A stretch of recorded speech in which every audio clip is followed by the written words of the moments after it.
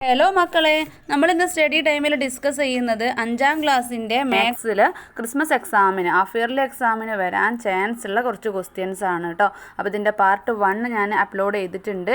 അപ്പോൾ അത് കണ്ടതിന് ശേഷം ഇത് കാണുക കേട്ടോ. അപ്പോൾ നമുക്ക് ഫസ്റ്റ് ക്വസ്റ്റ്യനിലേക്ക് തന്നെ പോകാം. School starts at 10 in the morning and continues to 4 in the afternoon. രാവിലെ 10 മണി മുതൽ വൈകുന്നേരം 4 മണി വരെയാണ് സ്കൂൾ പ്രവൃത്തി സമയം എന്ന് പറയുന്നത്. There are intervals from 11:20 to 11:30 in the morning, പിന്നെ 12:50 to 1:45 in the afternoon and 3:10 to 3:20 in the evening. How much time do students get for their studies? അപ്പോൾ ചോദിച്ചിട്ടുള്ളത് എന്താണ്? രാവിലെ 11:20 മുതൽ 11:30 വരെയും ഉച്ചയ്ക്ക് ശേഷം 12:50 മുതൽ 1:45 വരെയും അതുപോലെ വൈകുന്നേരം 3:10 മുതൽ 3:20 വരെയും ഇടവേളകളാണ്. അപ്പോൾ എങ്കിൽ ആകെ പഠന സമയം എത്രയാണ്? അപ്പോൾ രാവിലെ 10 മണി മുതൽ 10 AM മുതൽ 4 PM വരെയുള്ള ടൈമിൻ്റെ ഇടയിൽ ഈ ടൈമൊക്കെ കുറച്ചിട്ട് വേണം നമുക്ക് എത്രയാണ് സ്റ്റഡി ടൈം എന്ന് കണ്ടുപിടിക്കാൻ. അപ്പോൾ മക്കളെ, സ്കൂളിൻ്റെ പ്രവൃത്തി സമയം എന്ന് പറയുന്നത് വർക്കിംഗ് ടൈം എത്രയാണ്? 10 AM to 4 PM ആണ് അതിൽ തന്നെ ഇൻ്റർവെൽസോ 11:20 to 11:30, പിന്നെ 12:50 to 1:45, 3:10 to 3:20. അപ്പോൾ 11:20 to 11:30 എന്ന് പറയുന്നത് എത്രയാണ്? എത്ര മിനിറ്റ് ഉണ്ടാവും? 20യുടെ 30 ആകുമ്പോൾ മണിക്കൂർ ഹവേഴ്സ് മാറുന്നില്ല, അപ്പോൾ 10 മിനിറ്റ്. പിന്നെ 12:50 to 1:45 എന്ന് പറയുമ്പോൾ 1 PM ആവണമെങ്കിൽ എത്രയാവണം? 50 എന്നുള്ളത് 60 ആവണം അപ്പോൾ അവിടെ ഒരു 10 മിനിറ്റ്. അതുപോലെ തന്നെ 45, അപ്പോൾ 10ഉം 10ഉം 45ഉം കൂടി കൂട്ടുമ്പോൾ 55 മിനിറ്റ്സ് ആണ് ഉച്ചയ്ക്ക് പിന്നെയോ 3:10 to 3:20 എന്ന് പറയുമ്പോൾ 10 നിന്ന് 20 ആവണമെങ്കിൽ 10 മിനിറ്റ്സ്. അപ്പോൾ മൊത്തം എത്രയായി? 5, 6, 7, അപ്പോൾ 75 എന്ന് പറയുമ്പോൾ അപ്പോൾ ഇവിടെ എല്ലാം കൂടെ ആഡ് ചെയ്യുന്ന സമയത്ത് 75 മിനിറ്റ്സ് ആണ് കിട്ടുന്നത്. അപ്പോൾ 75 മിനിറ്റ്സ് എന്ന് പറയുമ്പോൾ 60 മിനിറ്റ്സ് എന്ന് പറയുന്നത് 1 ഹവറാണ്. 1 ഹവർ അല്ലേ? ബാക്കി എത്രയാ 75ൽ? 75 അപ്പോൾ 15 മിനിറ്റ്സ് ബാക്കി. അപ്പോൾ 1 ഹവറും 15 മിനിറ്റ്സുമാണ് ഇൻ്റർവെൽ ടൈം. അപ്പോൾ നമുക്കറിയണം 10 to 4 PM, 10 AM to 4 PM എന്ന് പറയുന്നത് എത്ര സമയം ഉണ്ടാവും? 10 എന്ന് പറയുമ്പോൾ 12 ആവണമെങ്കിൽ ഒരു 2 ഉണ്ട്, പിന്നെ 12 മുതൽ 12 ആവണമെങ്കിൽ 2 ഉണ്ട്, അതുപോലെ തന്നെ 12 നിന്ന് 4 ആവണമെങ്കിൽ 4 ഉണ്ട് അപ്പോൾ 4ഉം 2ഉം 6 ഹവേഴ്സാണ് വർക്കിംഗ് ടൈം. അപ്പോൾ 6 ഹവേഴ്സിൽ നിന്നും പിന്നെ 1 ഹവറും 15 മിനിറ്റ്സും കുറയ്ക്കണം. അപ്പോൾ 6 ഹവറിൽ നിന്ന് 1 ഹവറും 15 മിനിറ്റ്സും കുറയ്ക്കണം. അപ്പോൾ ആദ്യം 1 ഹവർ കുറച്ചാൽ എത്രയായി? 5 ഹവറായി. 5 ഹവറിൽ നിന്ന് പിന്നെ 15 മിനിറ്റ്സ് കുറയ്ക്കണം. അപ്പോൾ എത്രയായി? 4:45 ആണ് അപ്പോൾ കിട്ടുക കേട്ടോ. 4 ഹവറും 45 മിനിറ്റ്സും ആണ് എന്ത് വർക്കിംഗ് ടൈമിലെ സ്റ്റഡി ടൈം എന്ന് പറയുന്നത്. മനസ്സിലായല്ലോ? അടുത്ത ക്വസ്റ്റ്യൻ എന്ന് പറയുന്നത് write the following time in morning or evening or night, specifically 4 AM, 10 AM, 5:10 PM, 10 PM, 4 AM, 11 AM, 11 PM, 4 PM. അപ്പം ഇവിടെ കുറച്ച് ടൈം കൊടുത്തിട്ടുണ്ട്. അത് രാവിലെയാണോ അല്ലെങ്കിൽ വൈകുന്നേരമാണോ രാത്രിയാണോ എന്ന് എഴുതാൻ വേണ്ടിയിട്ടാണ്. അപ്പം നമുക്ക് നോക്കാം അപ്പോൾ ഏതൊക്കെ ടൈമാണ് അവിടെ തന്നിട്ടുള്ളത് ഞാനിവിടെ എഴുതിയിട്ടുണ്ട്. ആദ്യം 10 AM.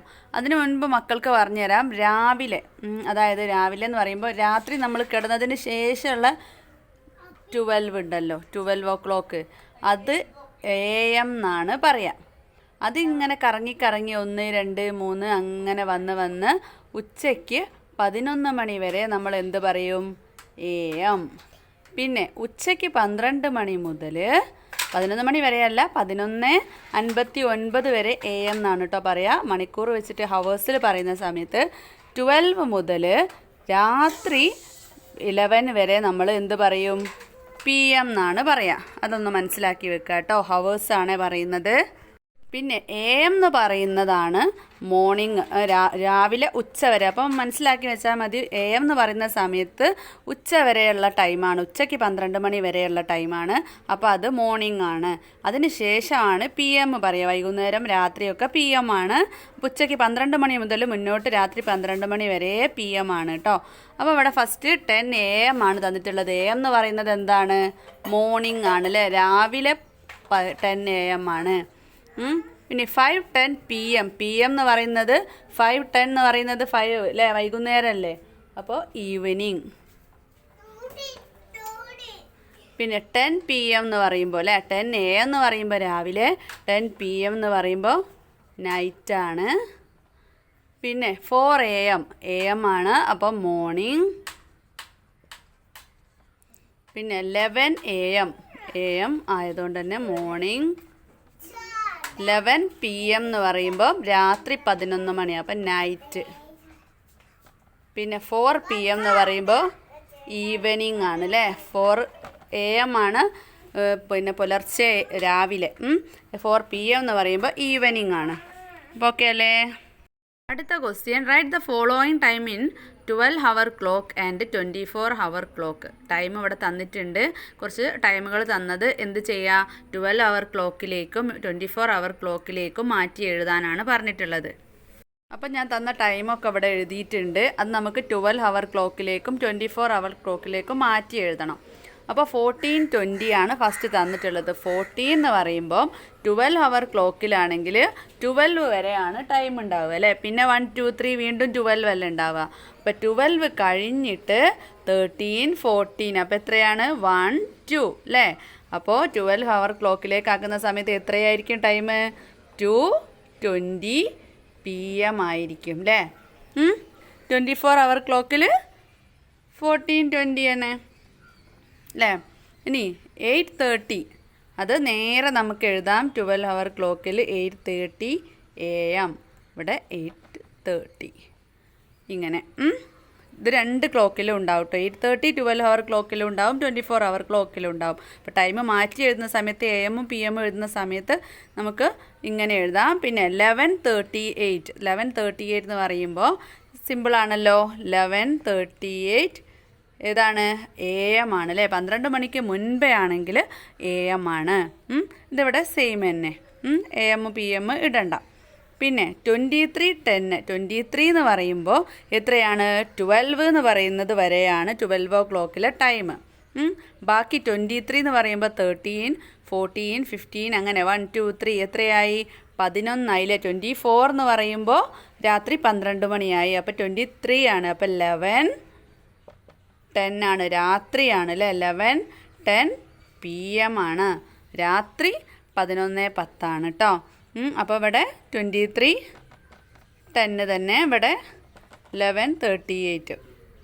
പിന്നെ 00:20 ആണ്. അപ്പോൾ 00:20 എന്ന് പറയുമ്പോൾ രാത്രി 12 മണി കഴിഞ്ഞിട്ടുള്ള ടൈമാണ് 20 എന്ന് പറയുന്നത്. അപ്പോൾ 1 hour ആയിട്ടില്ല. അപ്പോൾ അത് എത്രയാണ്? 00:20 AM ആണ് അല്ലേ, മിഡ് നൈറ്റ് ആണ്. ഇവിടെ നമുക്ക് 00:20 തന്നെ എഴുതാം. പിന്നെ 12:10 എന്ന് പറയുന്ന സമയത്ത് എത്രയാണ്? അത് 12 കഴിഞ്ഞാൽ പിന്നെ PM ആണ് അല്ലേ. 12:10 PM ഓക്കെ അല്ലേ. ഇവിടെ 12:10, 13 ആയിട്ടില്ല. ഇനി 24 എന്ന് പറയുന്ന സമയത്ത് എത്രയാണ്? ഒരു 12 മണി, ഒരു 12 എന്ന് പറയുന്നത് ഉച്ചയ്ക്കാണ് അല്ലേ. അടുത്ത 12 എന്ന് പറയുന്നത് രാത്രിയാണ്. രാത്രി 12 മണി നമുക്ക് മിഡ് നൈറ്റ് എന്ന് പറയാം. കറക്റ്റ് 12 മണിയാണല്ലോ. അപ്പോൾ ഇവിടെ 24 തന്നെ, 24 hours ക്ലോക്കിൽ ഓക്കെ അല്ലേ. അടുത്ത ചോദ്യം, if there are 5 Tuesdays and 4 Wednesdays in December this year, then on which day will December 1st be? What day will be the first day of next year? അപ്പോൾ ഇവിടെ എന്താ പറഞ്ഞിട്ടുള്ളത്? ഈ വർഷത്തെ ഡിസംബറിൽ 5 ട്യൂസ്ഡേ ഉണ്ട്, 5 ട്യൂസ്ഡേ ഉണ്ട്, അതുപോലെ തന്നെ 4 വെനസ്ഡേ ഉണ്ട്. എങ്കിൽ December 1 ഏത് ദിവസമായിരിക്കും, ഏത് ഡേ ആയിരിക്കും എന്നാണ് ചോദിച്ചിട്ടുള്ളത്. അപ്പോൾ നമ്മൾ ഇവിടെ പഠിച്ചിരിക്കണം അല്ലേ, നമുക്ക് മനസ്സിലാക്കിയിരിക്കണം ഓരോ മന്തിലും എത്ര ഡേയ്സ് ഉണ്ട്. അപ്പോൾ ഡിസംബറിൽ 31 ആണ് ഉള്ളത്. അപ്പം ഞാനിത് ഷോർട്സ് ആക്കിയിട്ടിടാം. ഓരോ മന്തും എത്ര ഡേയ്സ് ആണുള്ളത് അത് മക്കളൊന്ന് നോക്കി വെക്കണം. ചില ക്വസ്റ്റ്യനിൽ പിന്നെ 31 ഡേയ്സ് ഉള്ള ഡിസംബർ മാസം അങ്ങനെ കൊടുക്കും. കൊടുക്കാത്തതിൽ നമ്മൾ കണ്ടുപിടിക്കണം അല്ലേ, നമ്മൾ മനസ്സിലാക്കി വെക്കണം 31 ഡേയ്സ് ആണെന്ന്. അപ്പോൾ ഡിസംബറിൽ 31 ഡേയ്സ് ആണ്. അപ്പം നമുക്ക് മനസ്സിലാക്കാം എന്ത്, ഏറ്റവും ലാസ്റ്റ് എത്രയാണ് 5 ട്യൂസ്ഡേ ഉണ്ട്, അതുപോലെ തന്നെ 4 വെനസ്ഡേ ആണ് ഉള്ളത്. അപ്പോൾ 31 എന്ന് പറയുമ്പോൾ 5 കൂടുതലുള്ള 5 ഡേയ്സ് ഉള്ള ആ ഒരു ദിവസമായിരിക്കും 31. അപ്പോൾ ഏതാണ് 5 ട്യൂസ്ഡേ ആണല്ലേ. അപ്പോൾ ട്യൂസ്ഡേ ആയിരിക്കും 31 ഡേറ്റിലുള്ള ഡേ എന്ന് പറയുന്നത്. അപ്പം നമുക്ക് 7 കുറച്ച് ബാക്കിയുള്ള ഡേറ്റും കൂടെ കണ്ടുപിടിക്കാം. കലണ്ടറിൽ ഇവിടെ 31 ആണ് ഇങ്ങനെ വരുന്ന സമയത്ത്, ഇങ്ങനെയല്ലേ കലണ്ടറിൽ കള്ളികൾ ഉണ്ടാവുക. അപ്പോൾ 31-ൻ്റെ താഴെയല്ല കേട്ടോ, മേലെയാണ് ഉണ്ടാവുക. 31-ൽ കുറച്ചാൽ 7 കുറയ്ക്കണം അല്ലേ. 7 ദിവസങ്ങൾ കുറച്ച് വരുന്ന സമയത്ത് എത്രയാണ് 24 ആണ്. പിന്നെയോ വീണ്ടും 7 കുറയ്ക്കുന്ന സമയത്തോ 17 ആണ്. വീണ്ടും 7 കുറയ്ക്കുക, അപ്പോൾ എത്രയാണ് 10 ആണ്. വീണ്ടും 7 കുറയ്ക്കുന്ന സമയത്ത് 3 ആണ്. അപ്പോൾ 3 എന്ന് പറയുന്നത് ഏതാണ്, ട്യൂസ്ഡേ ആണല്ലോ. ഇതെല്ലാം ട്യൂസ്ഡേ ആണ് കേട്ടോ, ട്യൂസ്ഡേ ആണ്. അപ്പം നമുക്ക് ഫസ്റ്റ് ഡേ കണ്ടുപിടിക്കാമല്ലോ. ആദ്യത്തെ ക്വസ്റ്റ്യൻ എന്ന് പറയുന്നത് ഡിസംബർ 1 ഏത് ദിവസമാണെന്നല്ലേ. ഡിസംബർ 1 ഏത് ദിവസമാണെന്ന്. അപ്പോൾ 3 ട്യൂസ്ഡേ ആണെന്ന് നമുക്ക് മനസ്സിലായി. 31-ൽ നിന്നും 7 കുറച്ച് വന്നപ്പോൾ. അപ്പോൾ 2 എന്ന് പറയുന്നത് ഏതായിരിക്കും, ട്യൂസ്ഡേൻ്റെ തൊട്ട് ബേക്കിൽ ഏതാണ്, മൺഡേ ആണ്. അപ്പോൾ 1 എന്ന് പറയുന്നത് സൺഡേ ആണല്ലേ, തൊട്ട് ബേക്കോട്ട്. അപ്പോൾ നമുക്ക് first day, December first day കണ്ടുപിടിച്ചു. ഇനി നമ്മളോട് അതിൽ തന്നെ ഒരു ക്വസ്റ്റ്യൻ ചോദിച്ചിട്ടുള്ളത്, അടുത്ത ഇയർ ഡിസംബർ 31 ട്യൂസ്ഡേ ആണ് അല്ലേ. നെക്സ്റ്റ് ഇയർ ഫസ്റ്റ് ഡേ ഏതാണ്, നെക്സ്റ്റ് ഡേ ഫസ്റ്റ് ഡേ എന്ന് പറഞ്ഞാൽ ഏതാ, ജനുവരി 1 ഏതാണ്, ഡിസംബർ 31 ട്യൂസ്ഡേ ആണ്. അപ്പോൾ ജനുവരി 1 എന്ന് പറയുന്നത് വെനസ്ഡേ ആണ്. ഓക്കെ അല്ലേ. Next question, if the sum of the dates of 2 Sundays in A month is 15, then what will be the first day of that month. അപ്പോൾ എന്താ ചോദിച്ചിട്ടുള്ളത്, ഒരു മാസത്തിൽ 2 ഞായറാഴ്ചകൾ 2 സൺഡേസ് തമ്മിൽ കൂട്ടുന്ന സമയത്ത് 15 കിട്ടുന്നുണ്ട്. അങ്ങനെയെങ്കിൽ ആ ഒരു മന്തിലെ ഫസ്റ്റ് ഡേ ഏത് ദിവസമാണെന്നാണ് ചോദിച്ചിട്ടുള്ളത്. നമുക്ക് ചോദ്യത്തിൽ തന്നിട്ടുണ്ട് 2 സൺഡേസ് കൂട്ടുമ്പോഴാണ് എത്ര കിട്ടുന്നത്, 15 കിട്ടുന്നത്. അപ്പോൾ 2 സൺഡേസ് എന്ന് പറയുമ്പോൾ അതിൻ്റെ ഇടയിൽ എത്ര ഡിഫറൻസ് വേണം, 7 ഡിഫറൻസ് വേണം അല്ലേ. ഒരു സൺഡേ ആയി, പിന്നെ 7 ഡേയ്സ് കഴിയുമ്പോൾ അല്ലേ അടുത്ത സൺഡേ വരിക. അപ്പോൾ നമുക്ക് ഡേറ്റ് ഒന്ന് നോക്കാം. സൺഡേ ഇപ്പോൾ ഫസ്റ്റ് 1 ആണെങ്കിൽ, 1-ാം തീയതി ആണെങ്കിൽ ഏത് ഡേറ്റ് ആയിരിക്കും, 7 ദിവസം കഴിഞ്ഞ് അടുത്ത സൺഡേ 8 ആയിരിക്കും. അപ്പോൾ അത് രണ്ടും കൂടെ കൂട്ടുന്ന സമയത്ത് ആഡ് ചെയ്യുമ്പോൾ 15 കിട്ടുമോ, ഇല്ല. അപ്പം നമുക്ക് 2 നോക്കാം. അപ്പോൾ ഇവിടെ എത്രയായി, 9 ആവണം അല്ലേ, 7 ഡേയ്സ് കൂടുന്ന സമയത്ത്. അപ്പോൾ 15 ആവോ, അതുമില്ല. അപ്പം നമുക്ക് 3. അപ്പോൾ ഇവിടെ 10. അപ്പോൾ എത്രയാ, 13 ആവുന്നല്ലേ ഉള്ളൂ, 15 ആവില്ല അല്ലേ. അപ്പോൾ 4 എഴുതാം. അപ്പോൾ ഇവിടെ 11, അപ്പോഴോ, അപ്പോൾ 15 ആവുന്നുണ്ട് അല്ലേ. 4 + 11 = 15 ആവുന്നുണ്ട്. അപ്പോൾ നമ്മളോട് എന്താ ക്വസ്റ്റ്യൻ ചോദിച്ചിട്ടുള്ളത്, അങ്ങനെയെങ്കിൽ ഫസ്റ്റ് ഡേ ഏതാണ്. അപ്പോൾ ഈ 4 നമ്മൾ ഈ 4ഉം പിന്നെ 4 സൺഡേ ആണെന്ന് നമുക്ക് മനസ്സിലായി. 4ഉം 11ഉം സൺഡേ ആണ്. അപ്പോൾ ഇവിടെ 4 സൺഡേ ആണ്. അപ്പോൾ അതിൻ്റെ ബേക്കിൽ, സൺഡേൻ്റെ ബേക്കിൽ ഏതാ വരിക, 3 എന്ന് പറയുന്നത് സാറ്റർഡേ ആണ്. അപ്പോൾ 2 എന്ന് പറയുന്നതോ ഫ്രൈഡേ ആണ്. അപ്പോൾ 1 എന്ന് പറയുന്നത് തേഴ്സ്ഡേ ആണ്. അപ്പോൾ നമ്മളോട് ചോദിച്ചിട്ടുള്ള എന്താണ്, ആ ഒരു മാസത്തെ 1-ാം തീയതി ഏത് ദിവസമാണ്. അപ്പോൾ തേഴ്സ്ഡേ ആണ്, വ്യാഴാഴ്ചയാണ് ആ ഒരു മാസത്തെ 1-ാം തീയതി എന്ന് പറയുന്നത്.